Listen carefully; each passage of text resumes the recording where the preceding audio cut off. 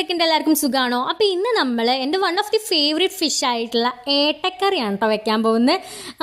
അപ്പോൾ അതിന് വേണ്ടിയിട്ട് നമ്മൾ തക്കാളിയും പച്ചമുളകും നന്നാക്കി വെച്ചിട്ടുണ്ടായിരുന്നു. അതിക്ക് മുളക് പൊടി, മഞ്ഞൾപ്പൊടി, മല്ലിപ്പൊടി, അതുപോലെ തന്നെ വെളുത്തുള്ളി, പിന്നെ നമ്മൾ കുറച്ച് ഉപ്പും അതുപോലെ തന്നെ വെളിച്ചെണ്ണയും ഒഴിച്ചു കൊടുക്കുന്നുണ്ട് കേട്ടോ.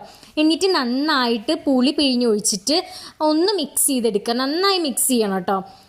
എന്നിട്ടിത് നമ്മൾ തിളപ്പിക്കാൻ വെക്കുക ചെയ്യുക. നന്നായി തിളച്ച് വരുമ്പോൾ നമ്മൾ ഓൾറെഡി നല്ല വൃത്തിയിൽ ക്ലീൻ ചെയ്ത് വെച്ചിട്ടുള്ള ഏട്ട ഇട്ട് കൊടുക്കണം കേട്ടോ.